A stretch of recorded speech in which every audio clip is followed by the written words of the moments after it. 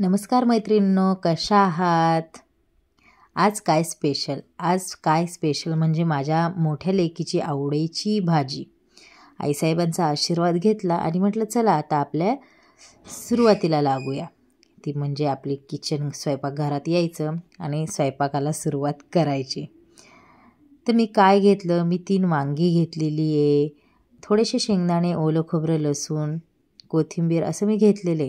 मग ही 3 वांगी मी छान कट करून घेतलेली आहे आणि म्हटलं चला माझ्या लेकीला सगळ्यात जास्त आणि सगळ्यात फेवरेट म्हणजे वांग्याची भाजी.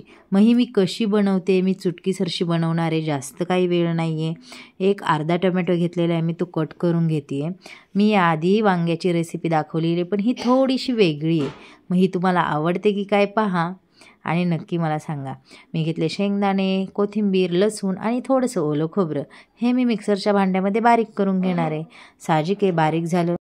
या ठिकाणी मी वाटून घेतलं. त्यानंतर कढई ठेवली. कढईमध्ये मी घातलेले आहे तेल. तेलामध्ये मी घातलेला आहे कढीपत्ता. साहजिकच आहे माझ्या प्रत्येक रेसिपीमध्ये ते कढीपत्त्याचं पान दिसतंच, कारण की माझ्या दारापुढंच कढीपत्त्याचं झाड आहे. मग मी फ्रेश घेऊन येते. त्यामध्ये मी घातला आहे टॅमॅटो असा छान मी थोडासा परतून घेतला आहे, म्हणजे तो एक शिजला जाईल असा, म्हणजे त्याची एक चव त्या तेलामध्ये उतरेल असं. मग छान असा मी तेलामध्ये त्याला परतून घेतला. त्यामध्ये घातलं जिरं आणि माझ्या आवडीचे मसाले. जसे तुम्हाला आवडतात तसे तुम्ही घालू शकता. मी घातलेला आहे कांदा लसूण मसाला, मटण मसाला आणि हळद आणि थोडीशी धना पावडर. मग त्यामध्ये टाकले मी मीठ आणि म्हटलं चला आता हे छान परतून घेऊया एकदा मसाले. त्यामध्ये घातली कोथिंबीर. इकडून तिकडून मी कलत्याने ते मिक्स केलं आणि त्यामध्ये घातलं मी वाटण. थोडंसंच छोटंसं 3 वांग्यांचं होतं, मग वाटणही थोडंसंच होतं, जास्त काही नव्हतं.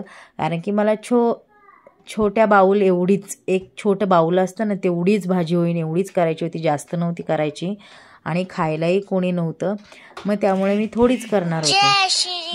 मग मी यामध्ये सगळं मिक्स करून झाल्यानंतर मी मसाला तसाच, तो साहजिक एक मसाला गरम असतो, पण एक हात पाण्यामध्ये बुडवायचा आणि तो मसाला त्या वांग्यांमध्ये भरून घ्यायचा.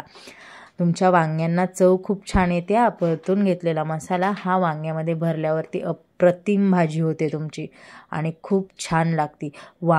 भरल्या वांग्याची रसरशीत अशी भाजी मैत्रिणींनो नक्की करा. एक लाईक, एक कमेंट, एक सबस्क्राईब नक्की करा. आणि माझी वांग्याची रेसिपी कशी वाटते, आवडते की नाही हे आवर्जून सांगा. त्यामध्ये मी घातलं थोडंसं पाणी. वांगी चांगली परतून घेतली आहे मी. मग त्यानुसार मी थोडंसंच पाणी घातलं, कारण की वांग्याला 2 ते 3 मिनिट खूप होता. बघा तुम्ही, मी थोडीशीच भाजी केली, एक छोटं बाऊलभर केलेली आहे आणि किती छान झालेली आहे. तिला सुकी भाजी नाही आवडत, एकदम रस्सेदार आवडते आणि मी सेम तशीच केली आहे.